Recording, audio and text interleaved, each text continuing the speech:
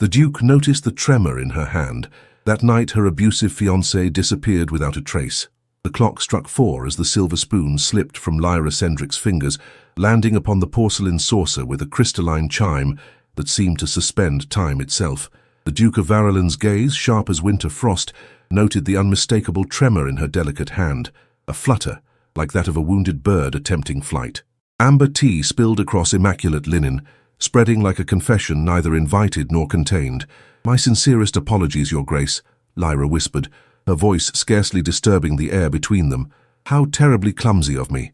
The Duke observed her, truly observed as few ever did, the slight discoloration peeking from beneath her sleeve, the manner in which she held herself, as though her ribs harbored secret fractures. Most telling was the fear that flickered across her countenance when the clock announced the hour. Someone would be expecting her return, and tardiness would have its consequence. "Think nothing of it, Miss Cendric," replied the Duke, his deep voice gentle as he motioned for a servant to attend the small catastrophe. "The finest china in England is but a trifle compared to the pleasure of your company." In the grand drawing-room of Varelen House, afternoon light streamed through tall windows, illuminating dust motes that danced like memories of happier times. Lady Harwick, seated nearby with her permanent air of dissatisfaction, leaned forward with theatrical dismay. "My dear girl," she proclaimed, "one might think you had never taken tea in proper society before. Your mother, God rest her soul, would be positively mortified." Lyra's complexion paled further, if such were possible. "Forgive me, Lady Harwick. I assure you my education was most thorough despite my mother's untimely departure." The Duke's eyes narrowed imperceptibly. "Lady Harwick, I find the violins from Vienna have arrived. Perhaps you might favor us with your opinion on their tone. I believe you once mentioned an exceptional ear for such matters." The venerable matron, unable to resist such flattery, rose with surprising agility and allowed herself to be escorted to the adjacent music room by an obliging footman. Left momentarily without surveillance, the Duke leaned forward, his voice lowered to a confidential murmur. "Tell me, Miss Cendric, does Lord Vale care for music?" Lyra's startled gaze met his. "My fiancé appreciates all that is refined, Your Grace. Yet I wonder," continued the Duke, "if he appreciates the most refined creation of all, the gentle heart of a woman worthy of protection rather than possession." Her eyes widened, fingers clutching her napkin with such force that her knuckles blanched. I do not understand your meaning, sir." "I believe you do."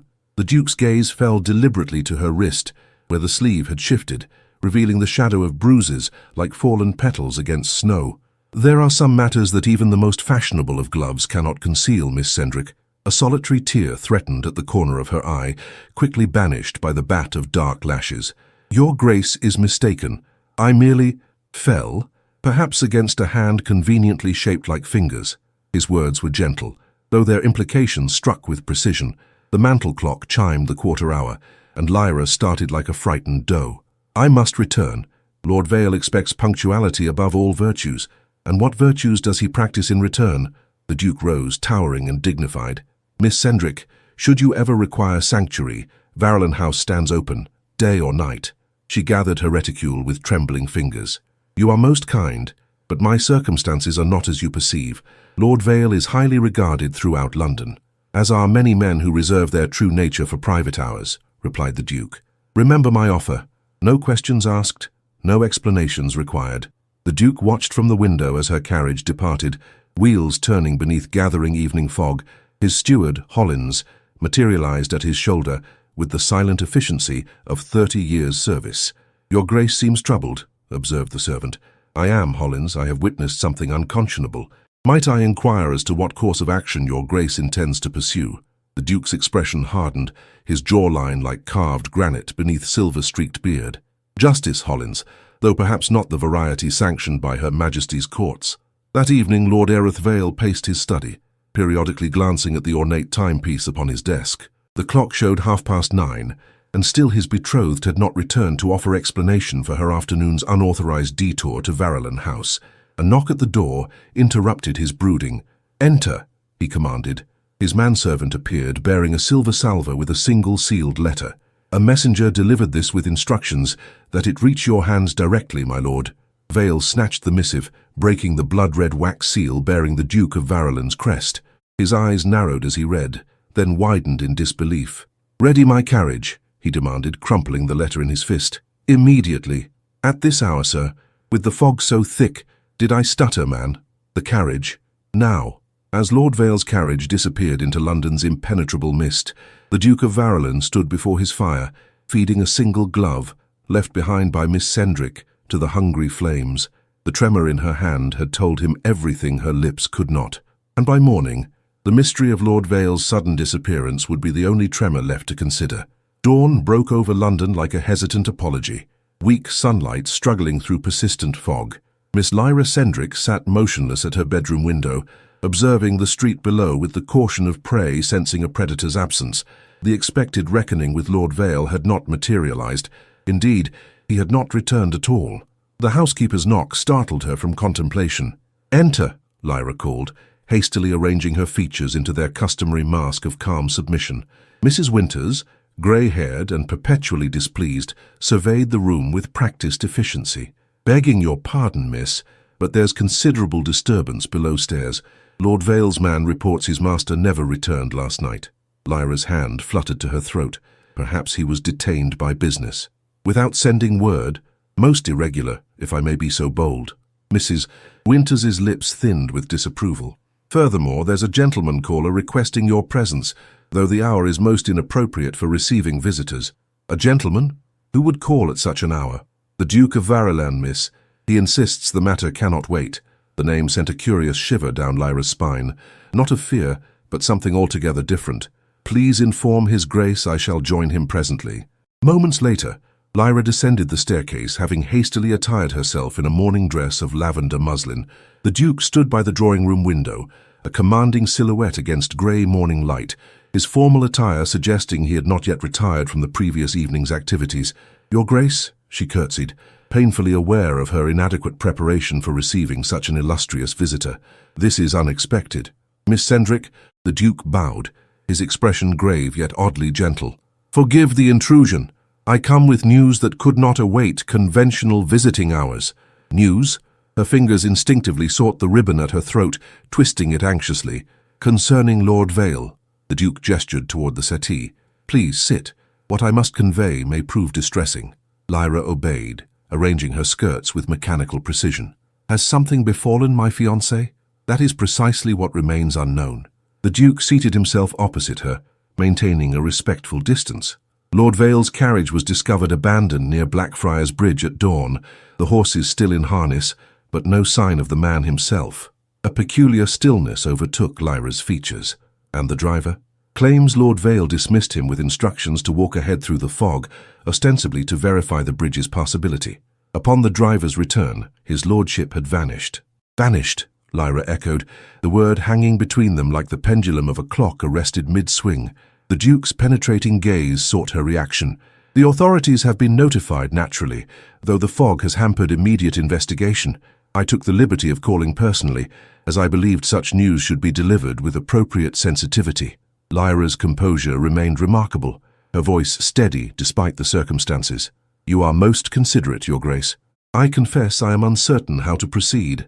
If I might suggest," the Duke offered carefully, "your situation has become precarious.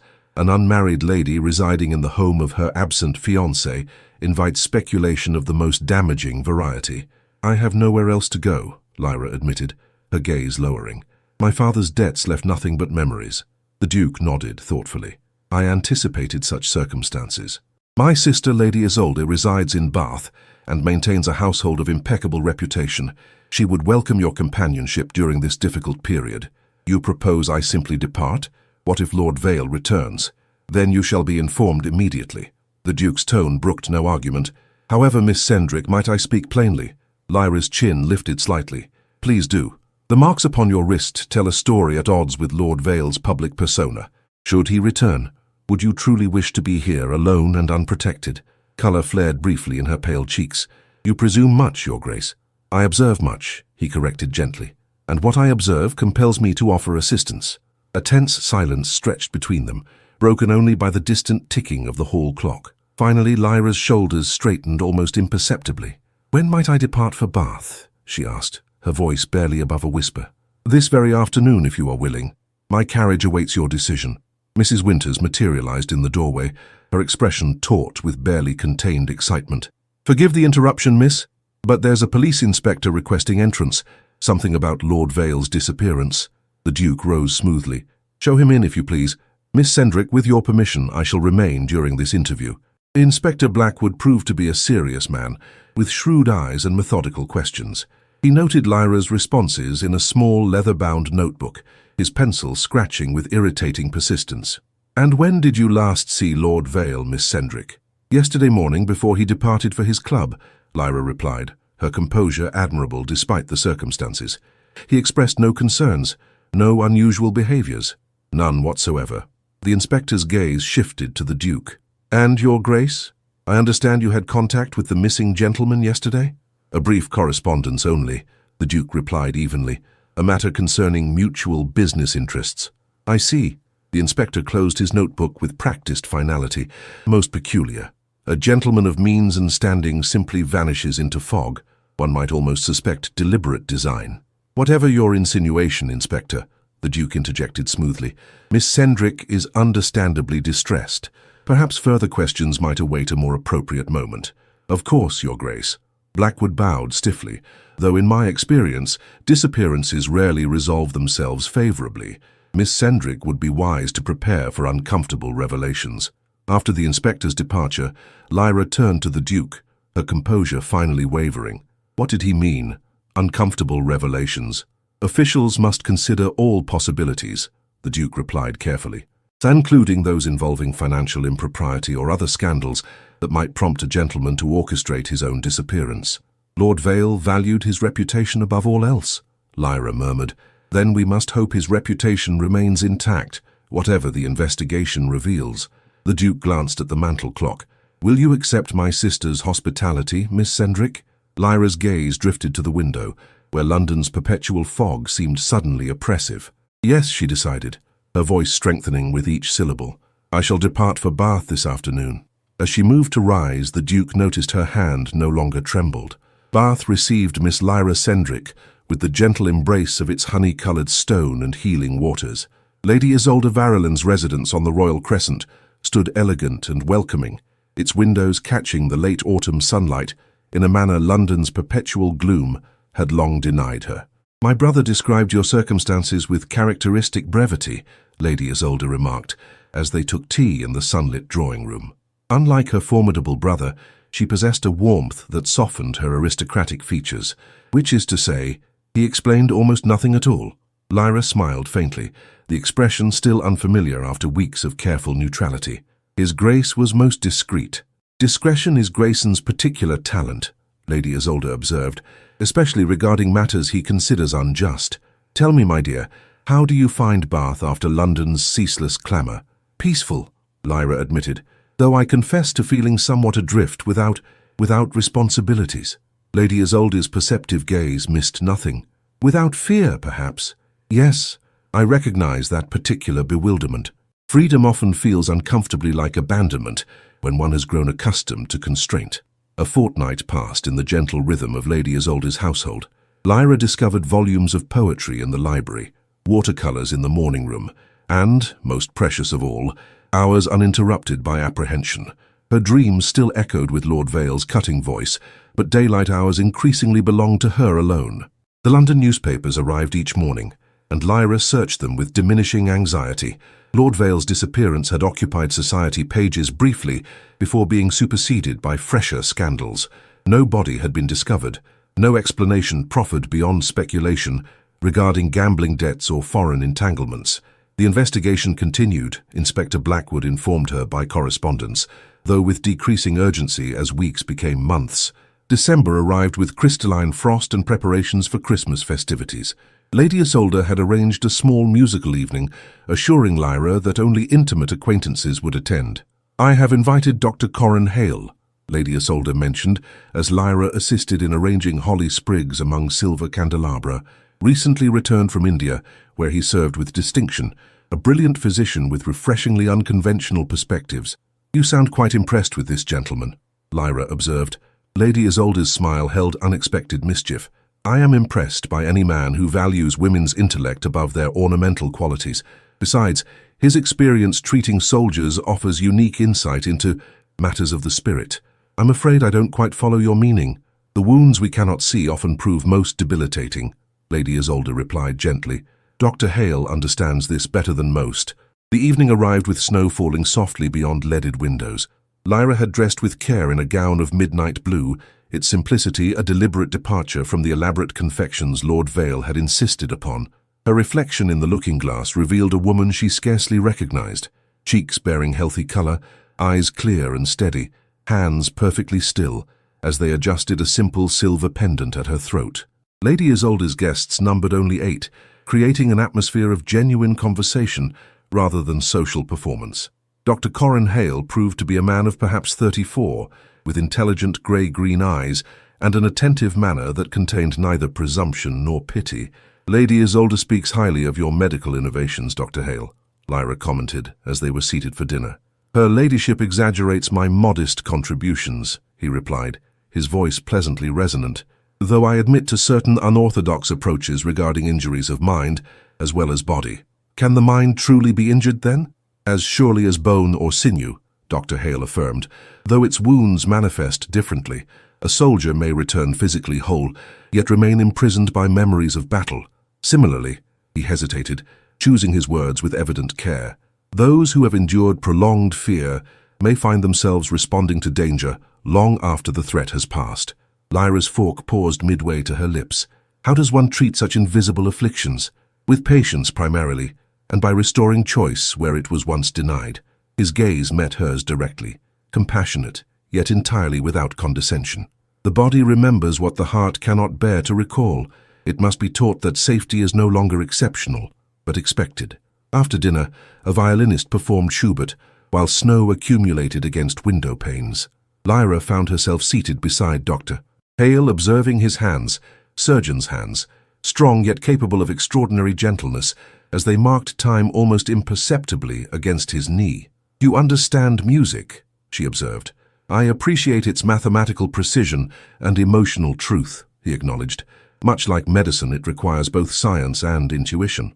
And which do you favor, Doctor? Science or intuition? A smile transformed his serious countenance. I have learned to trust both equally.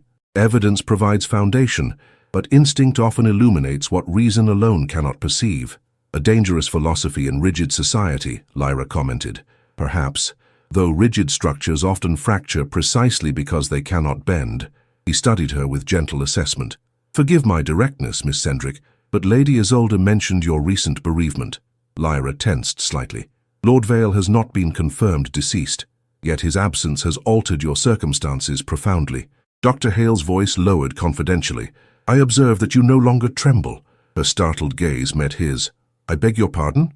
Your hands, he clarified, nodding toward her fingers resting steadily upon her lap. They reflect a nervous system no longer perpetually vigilant against threat.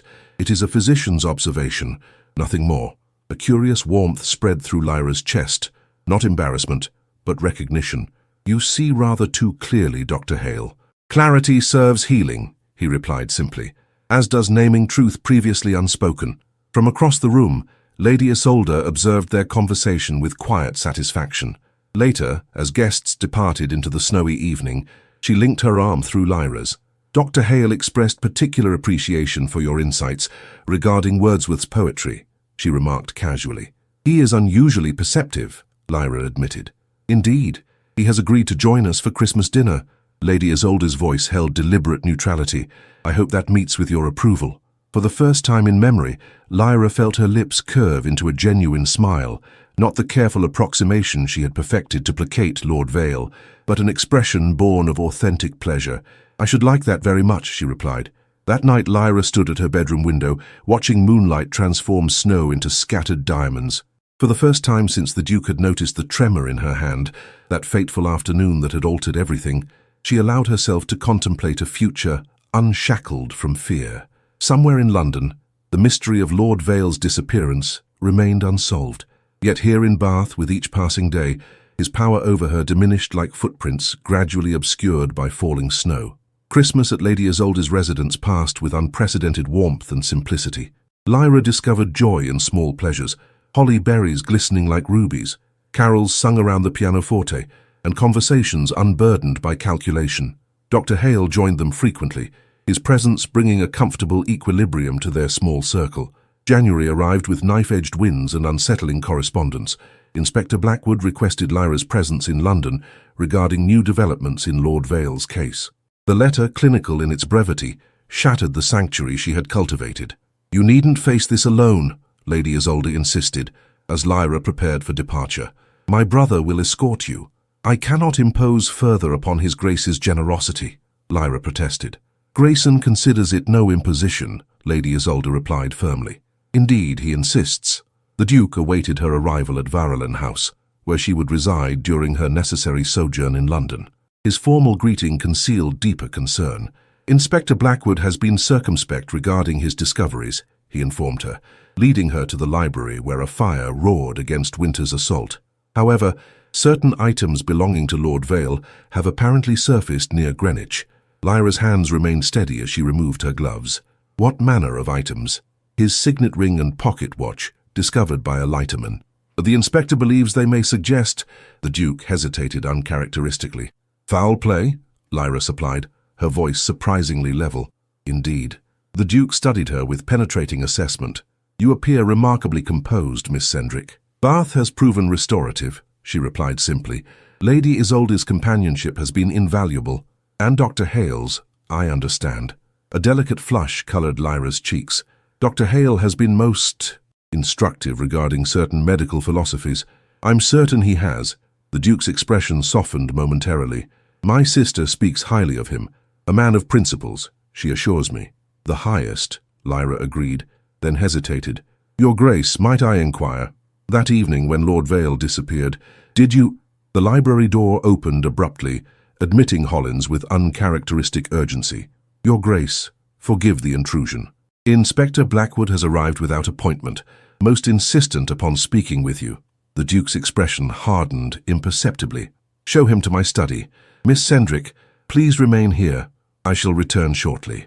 Alone in the library, Lyra approached the window overlooking the frost-rimed garden.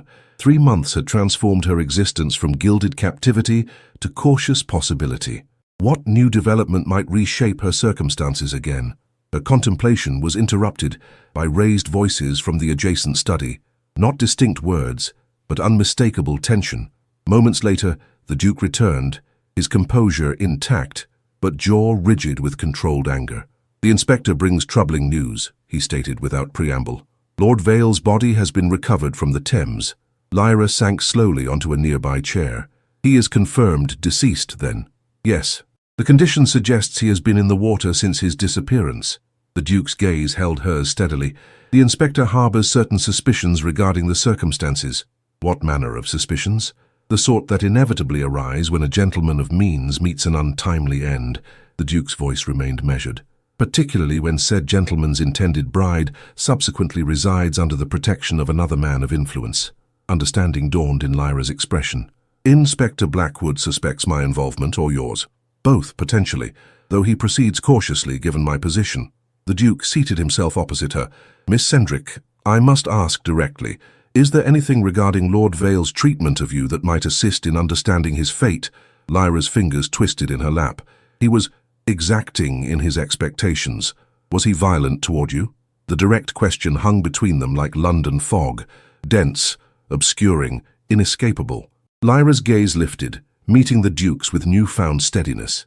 "Yes," she acknowledged quietly, though he was careful to leave no evidence visible to society. The Duke's expression did not change, though something dangerous flickered in his eyes. "You need not elaborate further. However, the inspector will undoubtedly question you with less delicacy." "What shall I tell him?" "The truth, insofar as it pertains to Lord Vale's character," the Duke advised. "Though perhaps not your private sufferings, society rarely extends sympathy to victims, particularly when the perpetrator can no longer defend himself." The following morning brought Inspector Blackwood to Varelen House for Lyra's official interview. The Duke insisted on remaining present, a silent bulwark against prosecutorial zeal. "Lord Vale's body shows evidence of blunt trauma," Blackwood stated without preamble, observing Lyra's reaction. "Potentially consistent with an attack before entering the water." "How terrible," Lyra replied, her composure remarkable. "Indeed." particularly as certain rumours have reached my attention regarding his lordship's temperament." Blackwood's shrewd gaze assessed her. "Servants talk, Miss Cendric, even those bound to discretion." "I'm afraid I don't understand your implication, Inspector." "Don't you?" Blackwood leaned forward slightly. "A cruel fiancé, a suffering bride-to-be, a powerful protector with military experience. The narrative practically writes itself." The Duke's voice cut through the tension like a cavalry sabre. "You overstep, Inspector. Miss Cendric has cooperated fully with your inquiry despite her bereavement. Unless you intend to make formal accusations, this interview is concluded." Blackwood's lips compressed with frustration. "Very well, Your Grace, but this investigation continues." He rose, collecting his hat. "Miss Cendric, I advise against departing London until matters are resolved." After his departure, silence enveloped the drawing room. Finally, Lyra spoke, her voice barely audible. "Did you do it?" The Duke's expression revealed nothing. "Would it matter if I had?" "Yes," she whispered. "It would matter greatly." "Then rest assured, Miss Cendric, that while I may have desired Lord Vale's permanent absence, I did not orchestrate it." His gaze held hers steadily. "Though I confess I cannot summon appropriate regret for his demise," Lyra exhaled slowly. "Nor can I, God forgive me." "There is nothing to forgive in relief from tyranny," the Duke replied. "However, London society may prove less understanding. Your reputation stands precariously positioned. What would you advise?" "Return to Bath," he said without hesitation. "Continue your recovery under Isolde's protection. Allow gossip to exhaust itself in your absence. And if the inspector's suspicions crystallize into accusations, then you shall face them with the full support of the House of Varelen." The Duke's tone brooked no argument. "You have survived Lord Vale's cruelty. You shall certainly survive the whispers of drawing rooms." That evening a note arrived from Dr. Hale, delivered to Varelen House with remarkable efficiency, given the distance from Bath. "Miss Cendric, news travels with unfortunate swiftness. Lady Isolde informs me of recent developments regarding Lord Vale.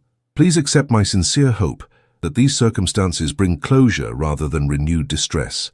The mind, like wounded flesh, requires proper conditions for healing.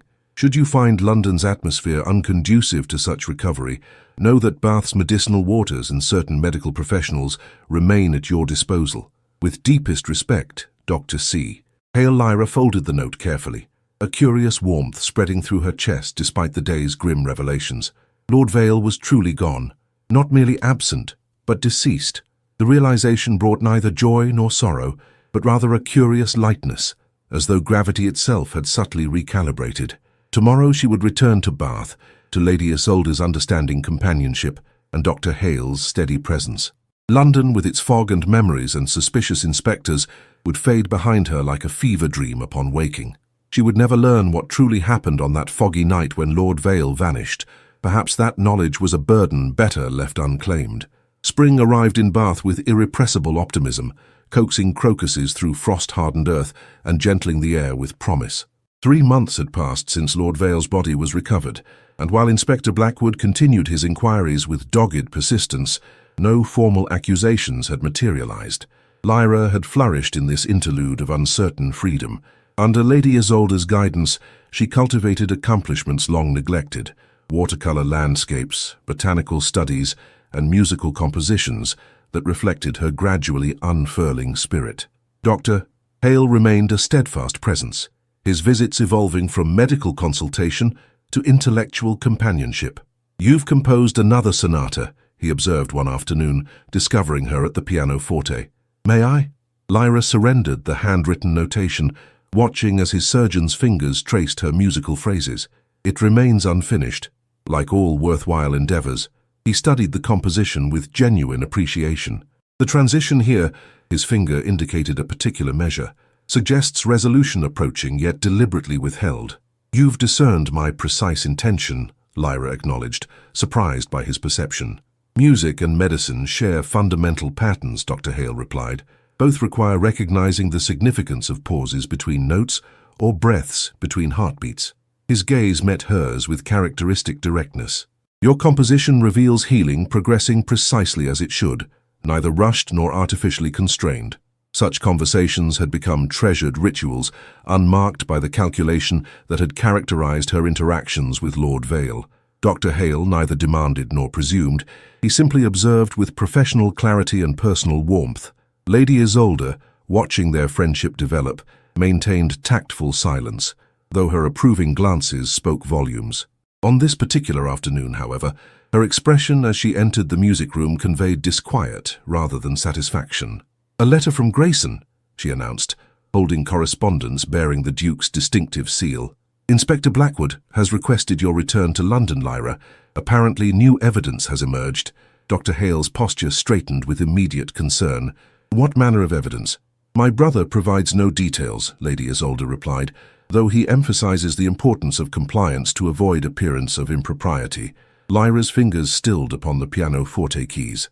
"When must I depart?" "Tomorrow, ideally." Lady Isolde hesitated uncharacteristically. "Grayson suggests you might benefit from additional support during this interview." "I shall accompany you," Dr. Hale stated without preamble, then immediately tempered his declaration. "That is, if you would find my presence beneficial rather than intrusive." The unexpected offer rendered Lyra momentarily speechless. Lord Vale would have insisted upon accompanying her, demanding her gratitude while asserting his authority.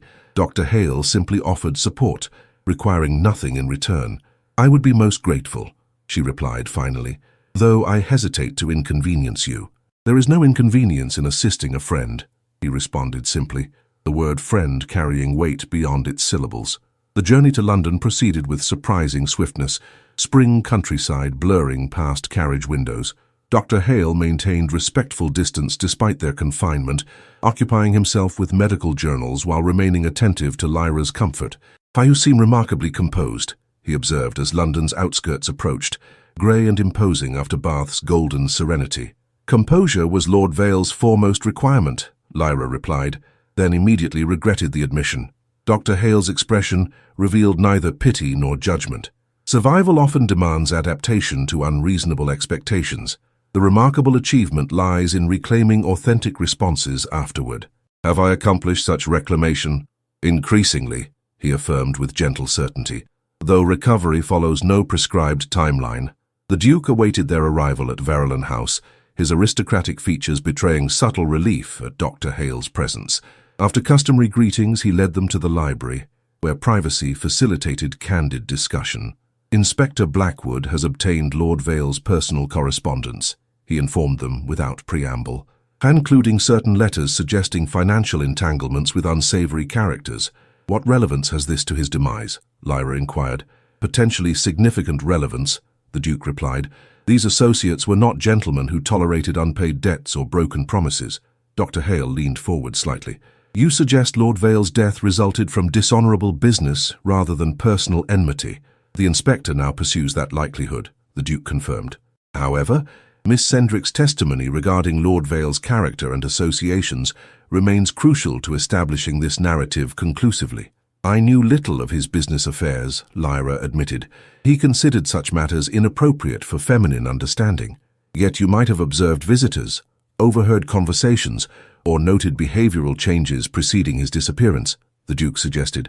"Even seemingly insignificant details could prove illuminating." Lyra's brow furrowed in concentration. "He received a visitor the week before his disappearance, a gentleman who did not provide a calling card. Their conversation became rather heated, though I was promptly dismissed when I entered the study." "Can you describe this individual?" Dr. Hale inquired. "Tall, unnaturally thin, with peculiar yellow-tinted spectacles." Lyra's expression reflected dawning recollection. Lord Vale's mood darkened considerably afterward. He became increasingly volatile. The Duke exchanged significant glances with Dr. Hale. "This description matches a known associate of certain gambling establishments. Most illuminating." "Will this information suffice for Inspector Blackwood?" Lyra asked, hope coloring her voice. "Combined with the discovered correspondence, it provides compelling direction for his investigation," the Duke affirmed. "Your interview tomorrow may prove less adversarial than anticipated." That evening, while the gentlemen shared brandy in the library, Lyra retired to her chamber, where an unexpected package awaited upon her dressing table. Within its modest wrapping lay a small, leather-bound volume of poetry, Elizabeth Barrett Browning's sonnets, inscribed simply, "For L.C., whose composition continues beautifully. C.H."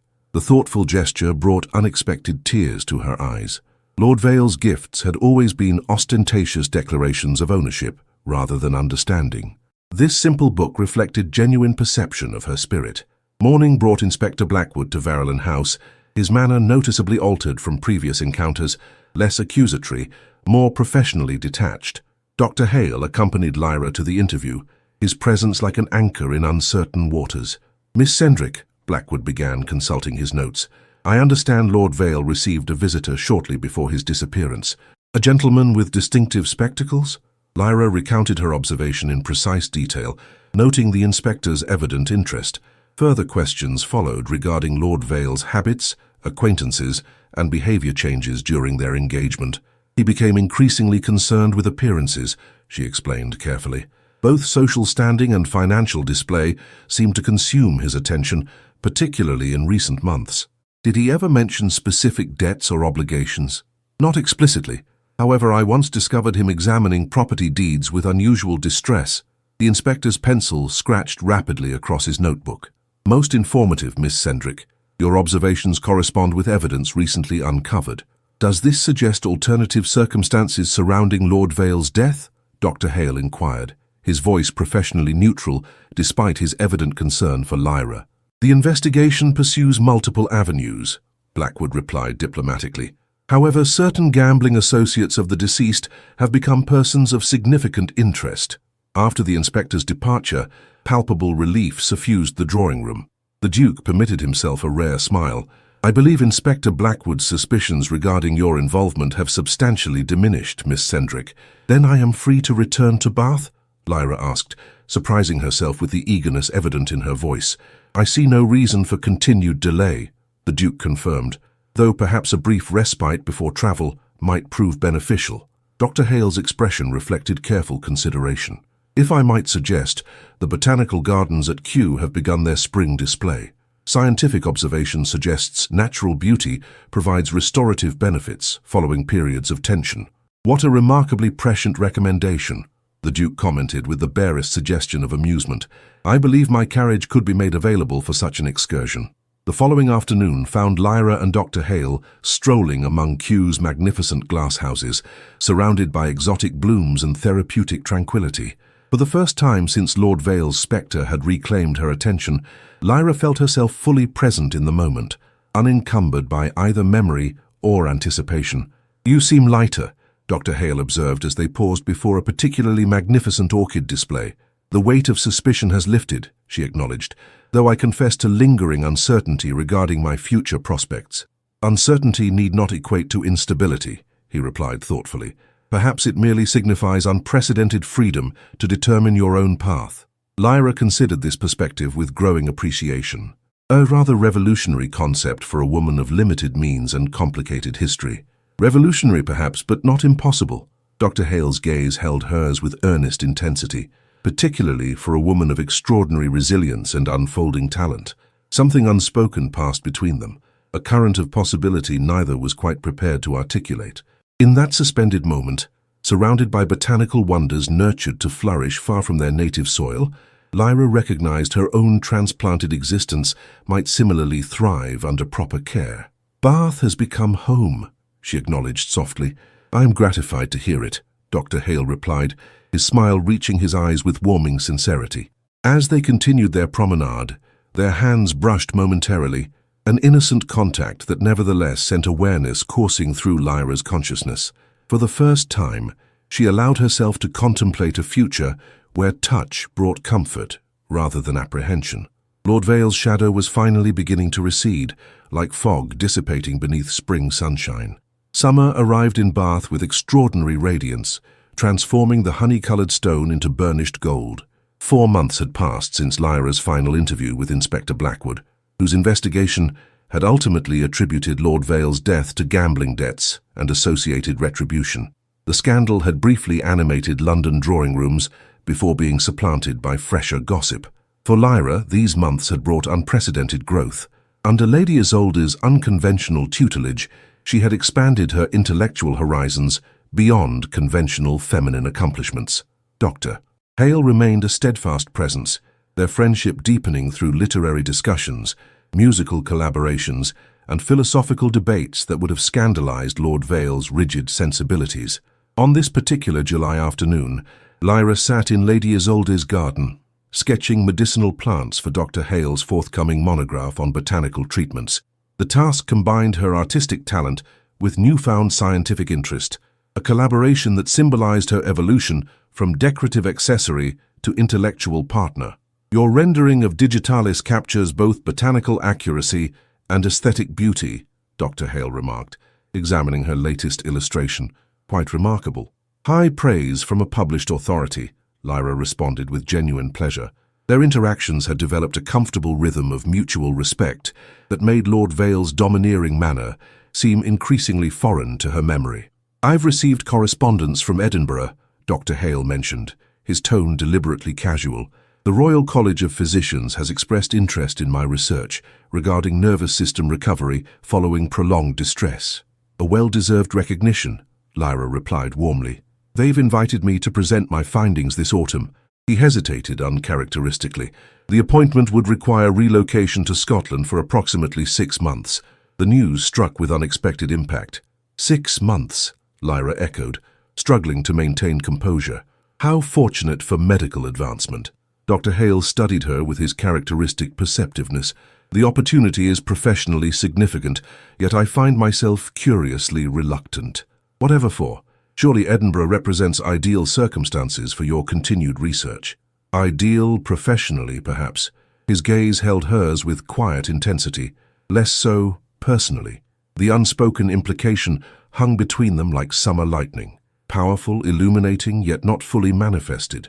Before either could elaborate, Lady Isolde appeared with a silver salver bearing correspondence.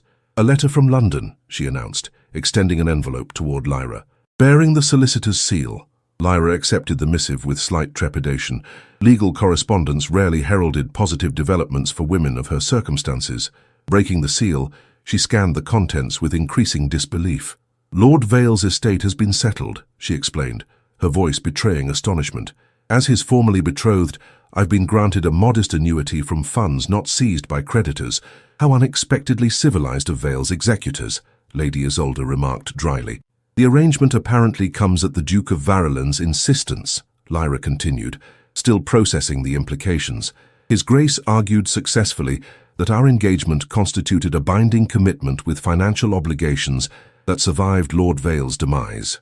Dr. Hale's expression revealed complex emotions beneath his usual composure. "This development secures your independence, then?" "To a degree I never anticipated," Lyra acknowledged. "Though the sum remains modest, it provides options previously unimaginable." "Options are the cornerstone of genuine recovery," Dr. Hale observed, his professional demeanor momentarily overshadowing personal investment. "What possibilities do you now consider, Miss Cendric?" The question carried weight beyond its syllables. Lyra folded the letter carefully, gathering thoughts that had been forming unconsciously for months. "I find myself contemplating continuation of our botanical collaboration. The intersection of artistic documentation and medical advancement holds particular appeal." "An admirable ambition," Dr. Hale replied, though something like disappointment flickered briefly in his expression. Lady Isolde, observing their exchange with characteristic perspicacity, discreetly withdrew, leaving them to the privacy of the rose-scented garden. "There is something I must confess," Dr. Hale stated once they were alone, his voice uncharacteristically hesitant. "My consideration of the Edinburgh position has been complicated by personal attachments formed here in Bath." Lyra's pulse quickened, despite her determination to maintain composure. "Professional opportunities must surely take precedence over temporary associations. There lies our fundamental disagreement." Dr. Hale moved closer, though still maintaining respectful distance. "For I have come to believe that certain associations transcend professional advancement in significance." "Dr. Hale, Corin," he corrected gently. "After all we have discussed, might we dispense with formalities when privacy permits?" The invitation to intimacy, even merely of address, sent unexpected warmth through Lyra's chest. "Corin," she repeated, the name unfamiliar, yet right upon her lips. "I cannot allow myself to become an impediment to your professional advancement." "You misunderstand entirely." His gaze held hers with earnest intensity. "You have become integral to that advancement, our botanical collaboration being merely one manifestation of intellectual partnership I've come to treasure." "Partnership," Lyra echoed, the word simultaneously thrilling and terrifying in its implications. "Indeed." He reached slowly for her hand, telegraphing his intention with such clarity that she could have withdrawn without embarrassment. When she remained still, he took her fingers gently within his own. I find myself contemplating whether Edinburgh's Medical College might benefit from illustrated botanical texts of exceptional quality. Understanding dawned gradually. You suggest I might accompany you to Scotland? I suggest nothing so presumptuous, he clarified quickly. Merely that your newfound independence permits consideration of possibilities previously foreclosed. Lyra studied their joined hands, his strong and certain, hers no longer trembling, and recognized the profound difference between Lord Vale's possessive grip and this gentle invitation. I have never visited Scotland, she said finally, her voice steady despite her racing heart. The light there differs dramatically from southern England, Corin replied, following her oblique response with equal indirection. Botanical specimens require particularly skilled rendering to capture their essence. They continued this careful dance of possibility, neither quite prepared to articulate the emotional current flowing beneath their scholarly discussion. When Lady Isolde eventually returned, she found them seated slightly closer together, a botanical text open between them, fingers occasionally brushing as they turned pages. The Duke arrives tomorrow, she announced, observing their proximity with barely concealed approval. Apparently Inspector Blackwood has officially closed Lord Vale's case. Grayson wishes to deliver the news personally. The announcement occasioned mixed emotions. The Duke's intervention had fundamentally altered Lyra's circumstances, yet his presence inevitably evoked memories of that fateful afternoon when he had noticed the tremor in her hand, the observation that had initiated her transformation from captive to autonomous woman. The following day brought his Grace to Bath, his commanding presence temporarily dominating Lady Isolde's elegant drawing room. After formal greetings, he requested private audience with Lyra, leading her to the garden terrace where conversation might proceed unheard. Lord Vale's unfortunate financial entanglements have been conclusively established as the cause of his demise, the Duke informed her without preamble. Inspector Blackwood has identified specific creditors whose methods notoriously exclude legal remedies. Then the matter is truly concluded, Lyra observed, relief evident in her voice. Officially, yes. The Duke's penetrating gaze assessed her with characteristic acuity. You appear remarkably transformed since our first encounter, Miss Cendric. Bath's restorative properties are well documented, she replied, a ghost of smile playing across her lips. As are the beneficial effects of freedom from tyranny. The Duke's stern countenance softened momentarily. I observe Dr. Hale's presence continues unabated. Lyra felt unexpected color warm her cheeks. The doctor has provided invaluable guidance regarding nervous system recovery. I'm certain he has. The Duke's tone suggested awareness beyond her careful phrasing. His reputation for ethical practice and intellectual innovation precedes him. Isolde speaks most highly of his character. As do I, Lyra admitted softly.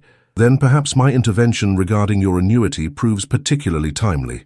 The Duke gazed across the garden, his profile stern against summer foliage. Financial independence affords certain freedoms of association previously unavailable to you. Understanding dawned gradually. You arranged the settlement to secure my future options. I merely ensured legal obligations were properly honored, he corrected, though his expression suggested deeper motivation. What you construct upon that foundation remains entirely your prerogative. As they returned indoors, Lyra observed Dr. Hale engaged in earnest conversation with Lady Isolde, his expression animated by intellectual passion. Watching him, she recognized the extraordinary contrast between the man who had terrorized her and the one who had helped her rebuild confidence in her own perceptions. That evening, Lady Isolde arranged an intimate dinner party, with conversation flowing easily among the small gathering. As twilight descended, Corin invited Lyra to observe Jupiter's moons through a telescope positioned on the terrace. The Duke, noting their departure, exchanged knowing glances with his sister. Beneath Bath's velvet sky, stars emerging like silver pinpricks through indigo silk, Corin adjusted the telescope with practiced precision. There, he murmured, guiding Lyra gently. The 4 Galilean moons, evidence that even the most established celestial bodies do not stand in majestic isolation, but exist in complex relationship with smaller companions. Lyra observed the magnificent planetary system, awareness of Corin's proximity heightening her senses. When she straightened, their faces were momentarily aligned in the darkness, breath mingling in the narrow space between them. I have been invited to present my research in Edinburgh, he stated quietly, yet I find myself reluctant to depart without certainty regarding certain relationships recently established. Lyra's heart accelerated beneath her bodice. What manner of certainty would provide necessary reassurance, Dr. Hale? Corin, he reminded gently, then hesitated, uncharacteristically uncertain. Perhaps the knowledge that my return would be anticipated with particular eagerness by someone whose companionship has become essential to my contentment. The carefully constructed sentence contained multitudes beneath its proper surface. Lyra recognized the extraordinary consideration in his approach, offering possibility rather than presumption, invitation rather than demand. Your return would indeed be eagerly anticipated, she acknowledged softly. Though 6 months represents considerable duration, hope illuminated his expression. Unless, perhaps, our botanical collaboration might continue in Edinburgh? The Royal Botanic Garden offers exceptional specimens worthy of your artistic documentation. The invitation hung between them, professional on its surface, yet carrying profound personal implications. Before Lyra could formulate response, a shooting star blazed briefly across the heavens, its silent passage momentarily capturing their attention. A favorable omen, Corin murmured, his gaze returning to her face with gentle intensity. Astronomers consider such celestial events harbingers of transformation. I have experienced sufficient transformation this year to last a lifetime, Lyra replied, though her tone held warmth rather than protest. Perhaps, he acknowledged, though I find myself hoping certain transformations might yet remain in your future. His hand moved tentatively toward hers, offering rather than claiming contact. Transformations we might navigate together, should you find such prospect appealing. Lyra studied their hands, his extended in invitation, hers steady and still, as she contemplated the extraordinary journey from trembling fear to confident choice. With deliberate certainty, she placed her fingers within his grasp. I should like that very much, she whispered, her voice steady and true. Autumn painted Bath in amber and russet, the city's honey-colored buildings aglow against nature's fiery transformation. 6 weeks had passed since the Duke's visit, and Corin's tentative proposal regarding Edinburgh. For Lyra, these weeks had brought careful contemplation and quiet preparation for possibilities previously unimaginable. Lady Isolde had proven an invaluable confidant, offering practical wisdom rather than conventional cautions. Society will inevitably gossip, she observed, as they sorted Lyra's modest wardrobe for potential relocation. One must decide whether social approval merits sacrificing personal fulfillment. Lord Vale would consider my contemplated actions utterly scandalous, Lyra noted, folding a serviceable wool dress. Precisely why they merit serious consideration, Lady Isolde replied with characteristic directness, though I suggest certain practical arrangements to mitigate unnecessary difficulties. These practical arrangements included securing modest lodgings near Edinburgh's Royal Botanical Gardens, safely distant from Dr. Hale's quarters, yet conveniently situated for their professional collaboration. Lady Isolde had written to Scottish acquaintances, engaging a respectable widow as companion to preserve proper appearances. Propriety need not preclude progress, she advised sagely. One simply establishes appropriate structures within which genuine connection may flourish. Corin had returned to Bath, following preliminary arrangements in Edinburgh, his evident delight at Lyra's tentative acceptance, tempering natural anxiety about their unprecedented arrangement. Their relationship progressed with careful deliberation, each increasingly comfortable with the other's presence, yet maintaining outward decorum that respected Lyra's recent bereavement and fragile reputation. On this particular afternoon, they walked through Sydney Gardens, autumn leaves crunching underfoot like nature's applause for their cautious courtship. Conversation flowed easily between them, ranging from botanical classifications to philosophical perspectives on human resilience. The Royal Society has expressed interest in publishing our illustrated botanical guide, Corin mentioned, professional satisfaction evident in his voice. Your artistic contribution has elevated the work considerably. Our collaboration has proven unexpectedly fulfilling, Lyra acknowledged, still marveling at the transition from decorative accessory in Lord Vale's household to intellectual partner in scientific advancement.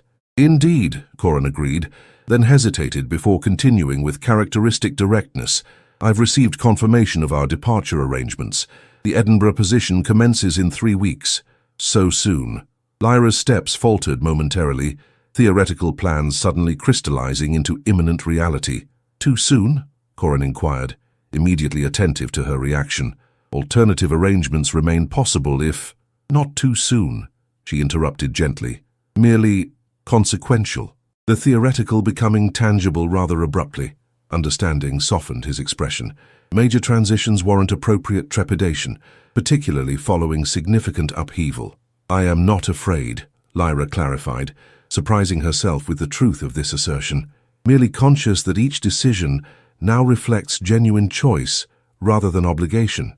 Choice represents both freedom and responsibility, Corin observed, a burden and privilege previously denied you.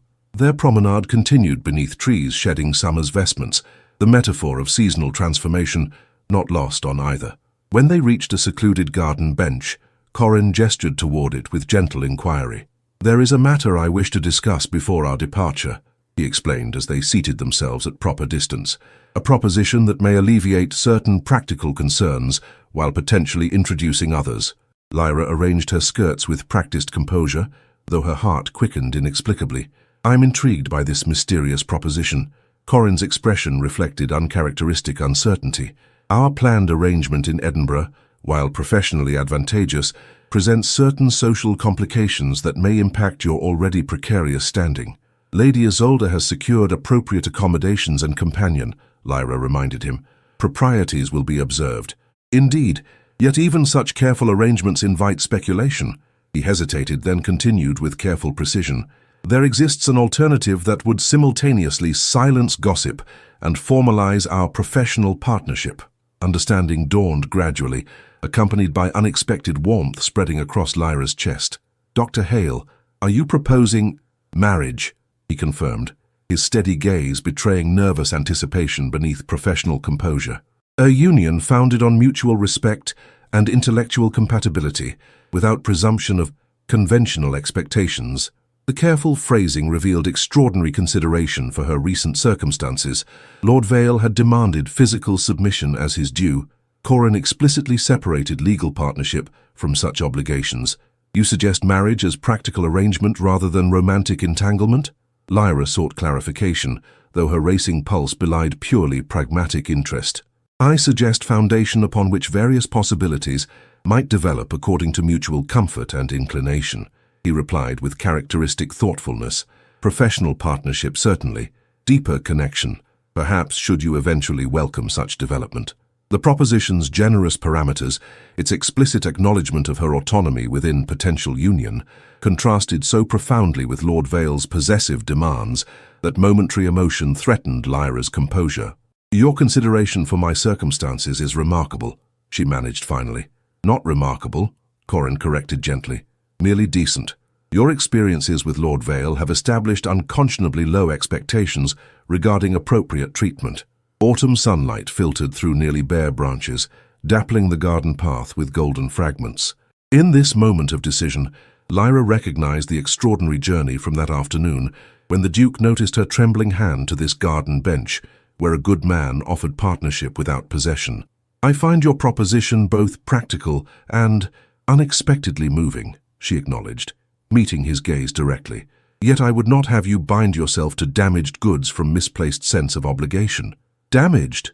Corin's expression reflected genuine bewilderment. I observe no damage, merely extraordinary resilience. The capacity to endure cruelty without becoming cruel represents rare strength of character.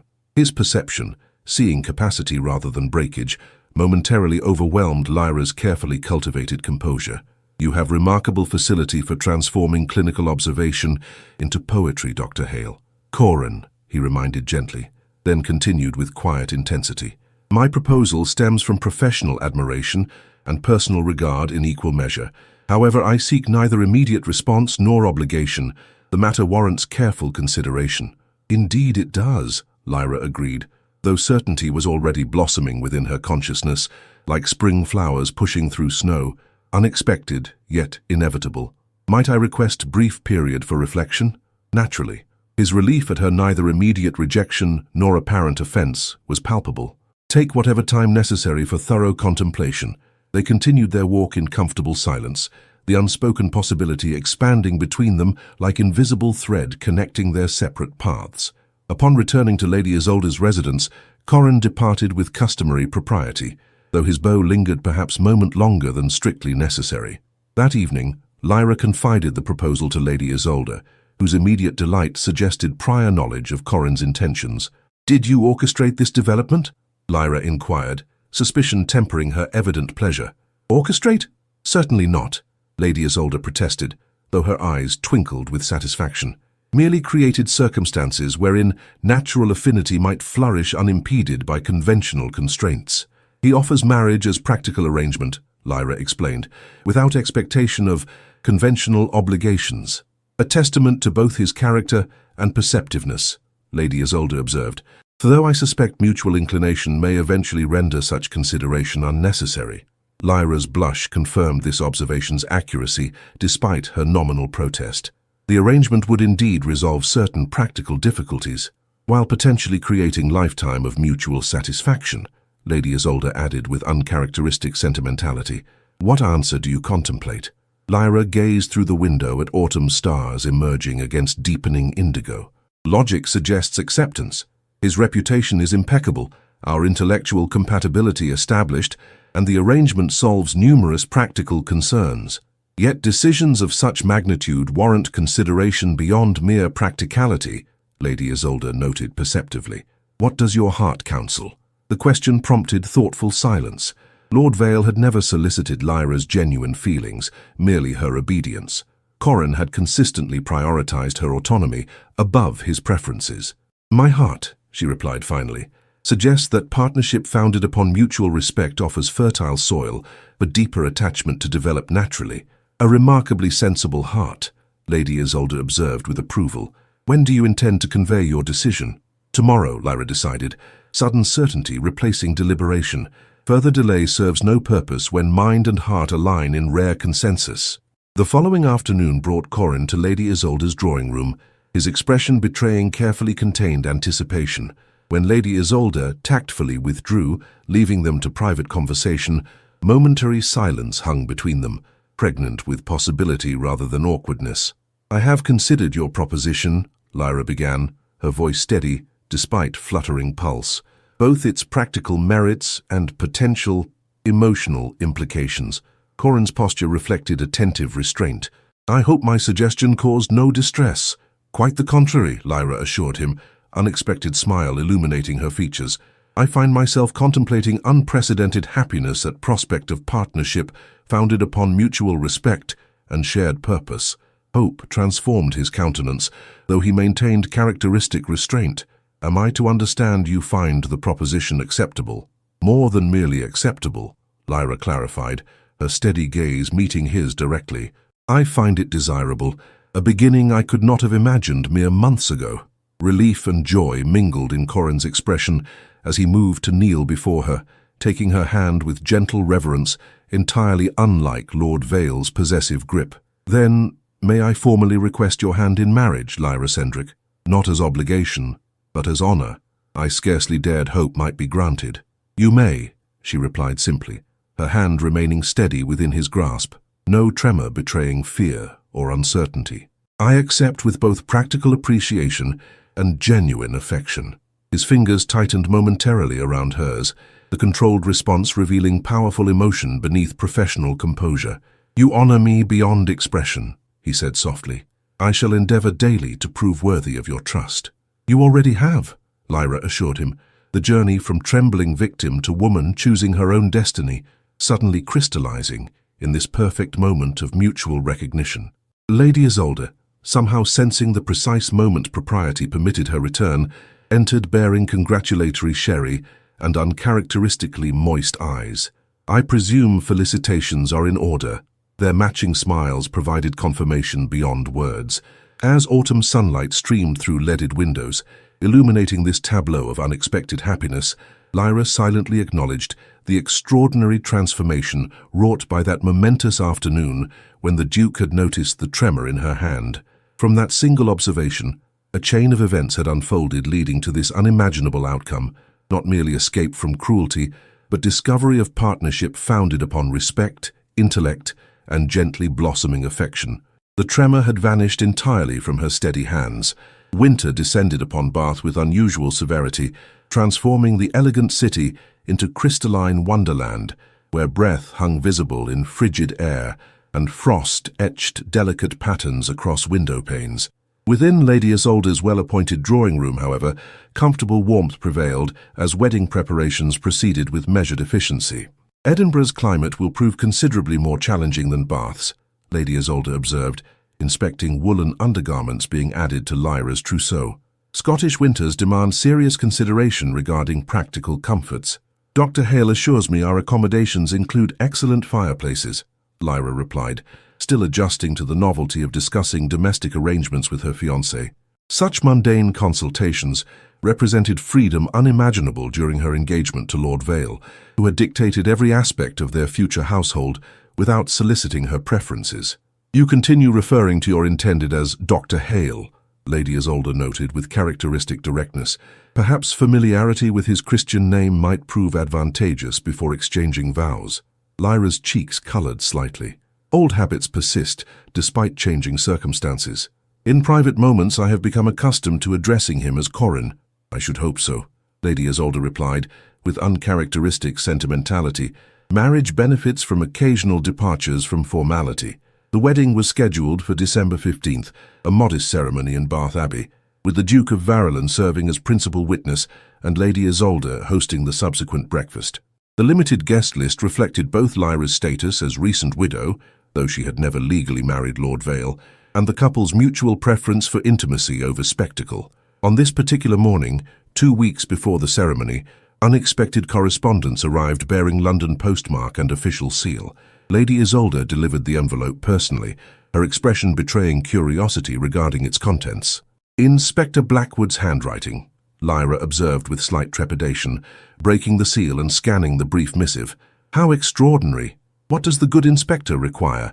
Lady Isolde inquired, professional detachment barely concealing evident interest. "He reports resolution of certain administrative matters regarding Lord Vale's estate," Lyra explained, continuing to read with increasing surprise. "Apparently, investigators discovered documentation suggesting Lord Vale had accumulated substantial gambling debts to certain individuals known for enforcing collection through excessive means. Hardly surprising, given what we know of his character," Lady Isolde remarked. The inspector further states that these discoveries conclusively establish motive for foul play unrelated to any other parties. Lyra's expression reflected complex emotions, neither satisfaction nor regret, but contemplative acceptance. "The case is officially closed, with no suspicion attaching to any of Lord Vale's acquaintances." "Excellent news preceding your nuptials," Lady Isolde observed.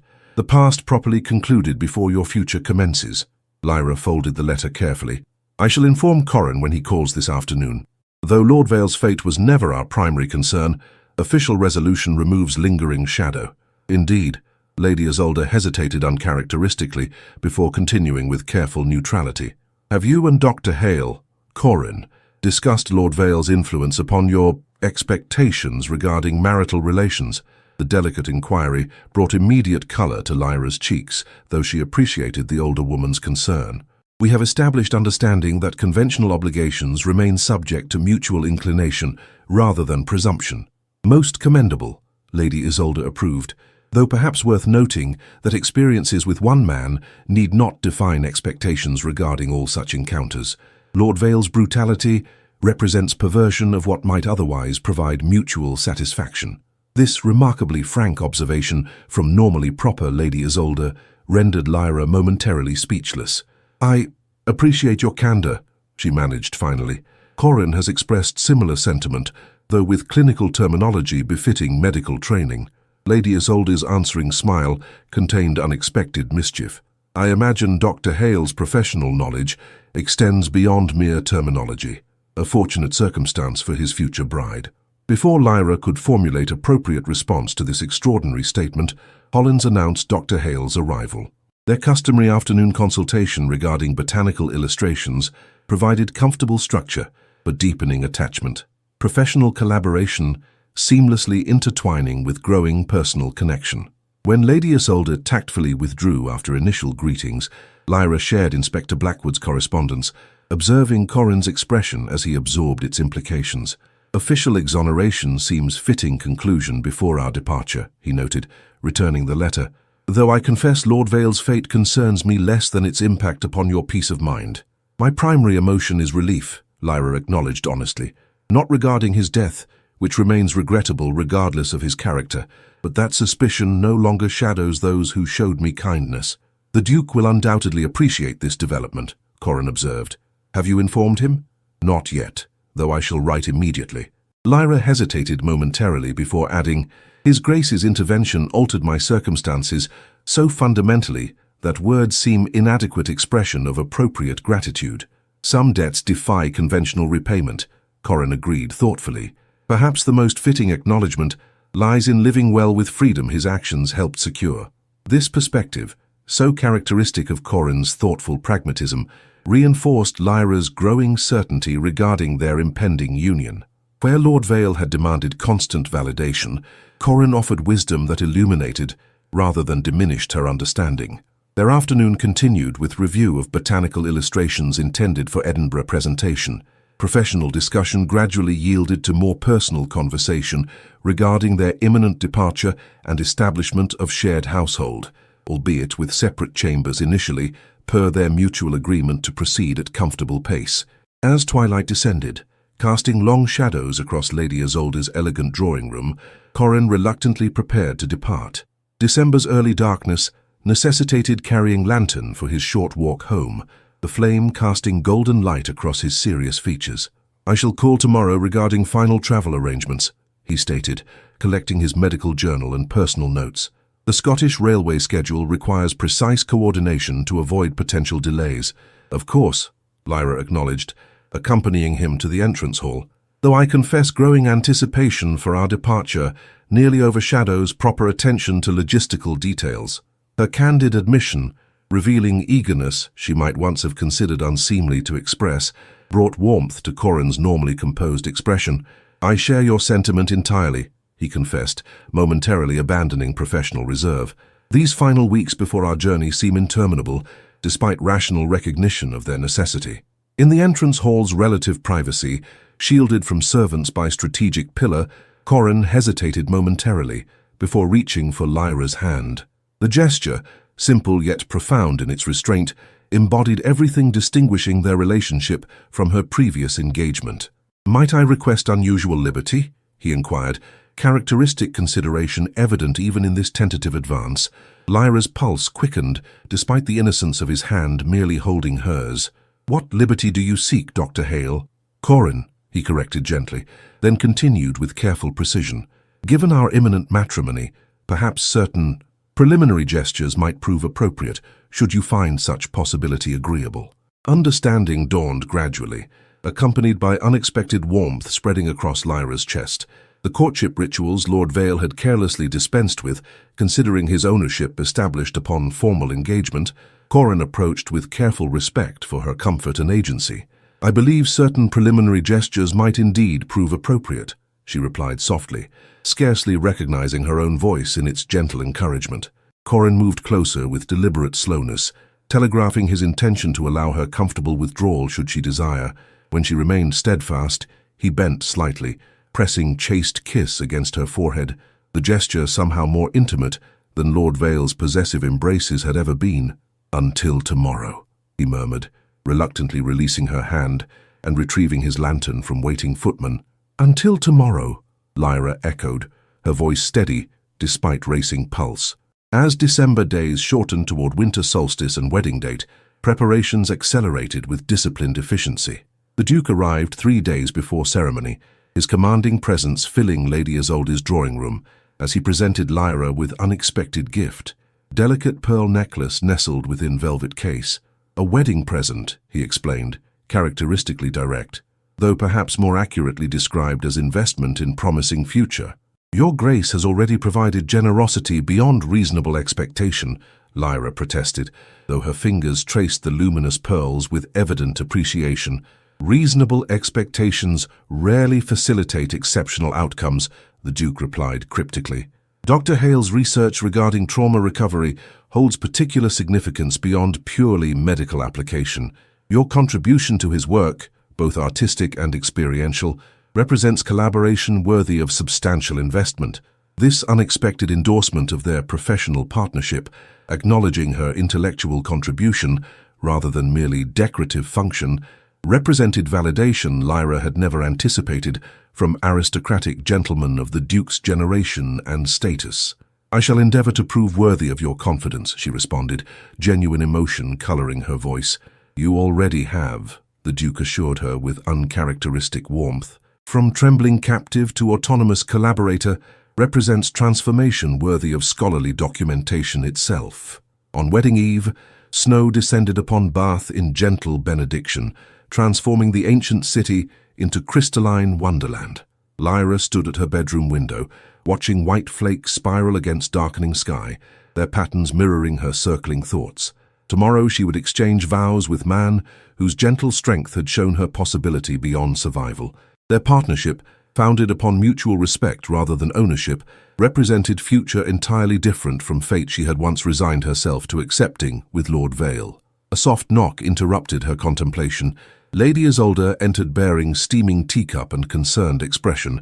"Wedding nerves traditionally assail brides on eve of ceremony," she observed, offering the fragrant beverage. "Chamomile soothes without dulling faculties. I experience anticipation rather than anxiety," Lyra admitted, accepting the tea gratefully, though perhaps distinction proves academic regarding physiological response. Lady Isolde seated herself nearby, unexpected tenderness softening her normally pragmatic demeanor. "Your journey this past year defies conventional understanding. From trembling captive to confident bride represents transformation few would have predicted that afternoon, when Grayson first observed Lord Vale's cruelty manifested in your hand. I remain eternally grateful for His Grace's perception and intervention," Lyra acknowledged, "though I confess occasional discomfort regarding Lord Vale's ultimate fate. Fate he likely engineered through his own dishonorable dealings," Lady Isolde reminded her practically. "One need not celebrate another's demise to acknowledge liberation resulting from their absence." This practical perspective, characteristic of Lady Isolde's unsentimental wisdom, provided framework for reconciling complex emotions. As moonlight illuminated snow-covered gardens beyond her window, Lyra recognized the extraordinary distance traveled from that afternoon when the Duke noticed the tremor in her hand to this peaceful eve before her wedding. To man who had taught her, hands could remain steady even when heart raced with emotion rather than fear. Tomorrow she would begin new chapter, not as possession passed from one man to another, but as partner in collaboration, both professional and personal. The tremor had vanished from her steady hands, replaced by strength to build future of her own deliberate choosing. Summer sunshine bathed Edinburgh's Royal Botanic Garden in golden radiance, transforming specimen beds into vibrant tapestry of color and texture. 18 months had passed since Lyra and Corin's modest winter wedding in Bath, their subsequent relocation to Scotland proving merely first step in journey neither could have fully anticipated. Lyra adjusted her drawing board beneath dappled shade of ancient oak, pencil moving with practiced precision as she captured intricate structure of newly discovered orchid specimen.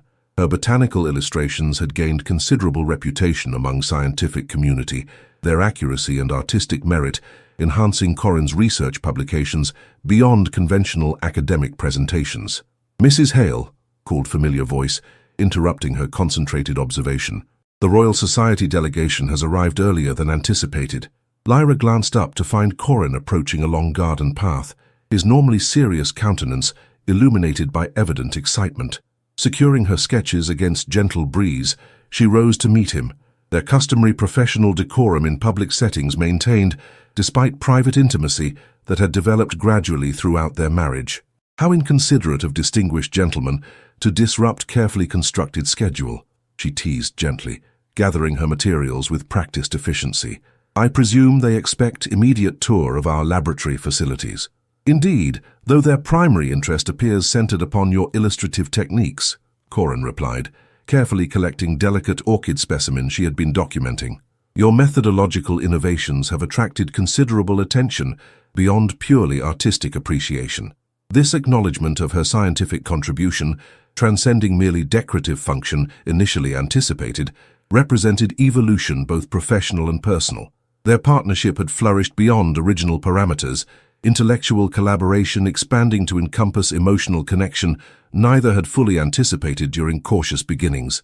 As they walked together toward university buildings housing their research facilities, Edinburgh's magnificent architecture rising against cerulean sky, Lyra reflected upon extraordinary transformation these months had wrought. The woman who had once trembled beneath Lord Vale's critical gaze now conducted demonstrations for Royal Society members with steady hands and confident voice, her expertise acknowledged without qualification or patronization.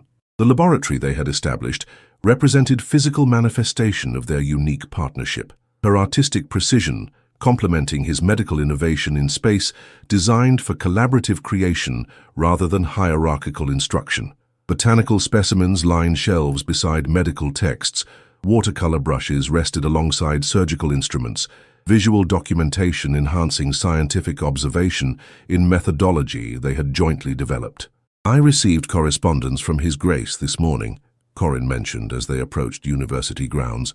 "He expresses particular interest in our forthcoming publication regarding nervous system restoration following prolonged distress." "The Duke's continuing support remains extraordinary," Lyra observed, momentary shadow crossing her expression as memory surfaced. "Though I sometimes wonder whether his interest stems from scientific curiosity or lingering concern regarding Lord Vale's ultimate fate." Corin's hand briefly touched hers, gentle contact permissible within professional context, yet conveying deeper understanding.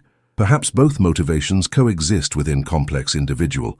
The Duke's perception regarding your circumstances initiated chain of events leading to current happiness. Motivation seems secondary to outcome. This pragmatic perspective, so characteristic of the man she had come to love, reinforced Lyra's appreciation for their marriage, founded upon mutual respect and intellectual compatibility. Where Lord Vale had demanded submission, Corin offered partnership. Where tyranny had produced fear, equality fostered unprecedented joy. "The Duke mentioned potential visit next autumn," Corin continued as they entered University Quadrangle. "Lady Isolde apparently insists upon personally assessing our domestic arrangements, undoubtedly seeking confirmation that her matchmaking efforts yielded appropriate results," Lyra remarked with gentle amusement, recalling Lady Isolde's transparent orchestration of their initial acquaintance. "We shall ensure all evidence supports favorable conclusion." The meaningful glance exchanged between them acknowledged developments Lady Isolde would undoubtedly approve, professional collaboration having blossomed into profound connection encompassing all aspects of their shared life. The separate chambers, initially established out of respectful consideration for Lyra's previous experiences, had gradually become ceremonial distinction rather than practical reality, mutual inclination eventually rendering artificial boundaries unnecessary. Their laboratory space, bright with northern light ideal for botanical documentation, buzzed with unusual activity as Royal Society delegates examined equipment and specimens with scholarly interest. Introductions proceeded with formal correctness, though Lyra noted subtle shift in addressing her as Mrs. Hale, the botanical illustrator, rather than merely Dr. Hale's wife, recognition of her professional identity independent of marital status. The demonstration proceeded smoothly, Lyra explaining innovative techniques she had developed for capturing botanical specimens' essential characteristics while preserving scientific accuracy. Corin provided medical context regarding application to anatomical documentation, their seamless intellectual partnership evident in complementary explanations that neither dominated nor diminished the other's contribution. As afternoon progressed toward evening, the delegation departed with evident satisfaction, promising formal support for expanding research program combining artistic documentation with medical application. When laboratory doors finally closed behind distinguished visitors, Corin's professional composure relaxed into genuine smile. "Remarkable success," he observed, carefully storing delicate specimens while Lyra organized illustration materials with equal precision. "Your presentation regarding documentation methodology particularly impressed Professor Lancaster." "Our presentation," Lyra corrected gently. "Neither component functions independently, precisely why our collaboration proves uniquely valuable." This acknowledgement of their interdependence, professional and personal, brought momentary softening to Corin's expression, the controlled demeanor required for academic credibility yielding to deeper emotion reserved for private moments. "Indeed," he agreed quietly, "partnership exceeding original parameters in most satisfactory manner." As they completed laboratory organization with practiced efficiency, comfortable silence settled between them. Communication transcending verbal necessity. Their evening routine had developed natural rhythm, professional responsibilities, transitioning seamlessly to domestic companionship, with neither domain diminishing the other's significance. Their modest home near botanical gardens provided sanctuary from academic demands, its carefully curated spaces reflecting both personalities, medical texts sharing shelves with poetry volumes, botanical specimens displayed alongside artistic renderings, intellectual stimulation balanced with emotional comfort in environment neither could have created independently. That evening, seated before fireplace warding off Scotland's persistent chill, Lyra completed correspondence to Lady Isolde, detailing recent professional developments, while Corin reviewed scholarly publications. The domestic tableau, unremarkable in its comfortable routine, represented extraordinary achievement for a woman whose hands had once trembled uncontrollably before tyrannical fiancé. "I've been contemplating potential expansion of our research," Corin mentioned, setting aside academic journal, "beyond purely medical application toward broader understanding of recovery following various forms of constraint." Lyra's interest sparked immediately. "What specific direction do you envision?" "Documentation of transformation from restricted autonomy to self-determination," he elaborated, characteristic thoughtfulness evident in careful phrasing, using botanical metaphors as accessible framework for complex psychological processes. Understanding dawned gradually, as Lyra recognized personal inspiration underlying academic proposal. "You suggest scholarly examination of journey, similar to my own experience, with appropriate anonymity and scientific methodology," Corin clarified quickly. "Though personal observation inevitably informs professional inquiry, the proposal, acknowledging her experience as valuable contribution to scientific understanding rather than shameful secret, represented final transformation from victim to authority, her suffering recontextualized as foundation for knowledge benefiting others. I believe such research holds significant potential," she acknowledged thoughtfully, "particularly if combining scientific rigor with artistic expression accessible beyond purely academic audience." Their discussion continued into evening, intellectual partnership seamlessly intertwining with personal connection as they explored new research direction with characteristic thoroughness. When conversation eventually concluded, transition from scholarly collaboration to intimate companionship occurred with natural grace that still occasionally surprised Lyra, given her previous experiences. Later, as moonlight filtered through bedroom curtains casting silver patterns across their shared bed, Corin's arm draped protectively across her waist, Lyra contemplated extraordinary journey from that afternoon. When the Duke noticed the tremor in her hand to this peaceful night in Edinburgh home, she shared with man whose respect had healed wounds Lord Vale's cruelty had inflicted. The tremor had vanished entirely, her hands now steady whether illustrating delicate orchids, presenting to Royal Society delegates, or tracing beloved features of husband whose gentle strength had shown her possibility beyond survival. Their partnership, intellectual, emotional, physical, represented culmination of transformation neither could have fully anticipated during cautious beginnings. Beyond their bedroom window, Edinburgh slumbered beneath starlit sky, ancient city bearing silent witness to countless human stories across centuries. Within these stone walls, their particular narrative continued unfolding. Not dramatic saga of rescue and salvation, but quieter chronicle of mutual growth, respect, and deepening connection between equals. Lord Vale's shadow had receded entirely, his cruelty transformed from defining constraint to historical footnote in life story, extending far beyond his limited imagination. The woman who had once trembled beneath his critical gaze now moved through world with confident purpose, her value acknowledged without qualification or patronization. As sleep gradually claimed consciousness, Lyra's final thoughts acknowledged extraordinary chain of events initiated by single perceptive observation. The Duke had noticed the tremor in her hand. That night, her abusive fiancé disappeared without trace. From that pivotal moment, possibilities had unfolded, leading to this unanticipated happiness built upon foundation of mutual respect rather than ownership. Her hand, resting upon Corin's chest, remained perfectly steady, strong, capable, and finally, completely her own. In the quiet trembling of a hand lies the unspoken language of a soul in captivity. What appears as weakness to the cruel reveals itself as courage to the compassionate. The Duke's perception, seeing beyond social veneer to recognize suffering concealed beneath perfect manners, reminds us that true nobility manifests not through titles, but through the willingness to witness another's pain and act when others turn away.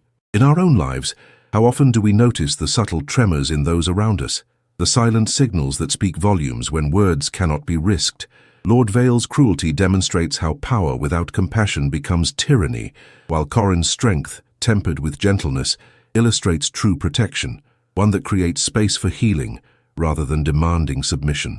The contrast teaches us that love does not possess, it liberates.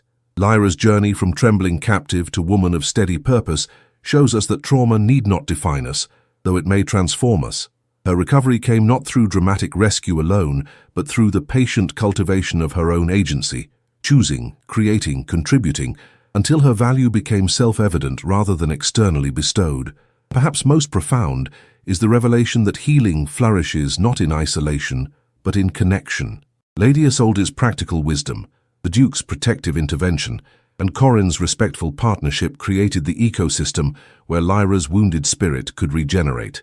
We are reminded that freedom from suffering often requires both personal courage and communal support. The hand that no longer trembles has been both strengthened from within and steadied from without. In our modern world, where trembling hands still hide behind perfect smiles, may we cultivate the Duke's perception, Corin's patience, and Lyra's resilience, noticing the unspoken, respecting the wounded, and believing in transformation beyond mere survival.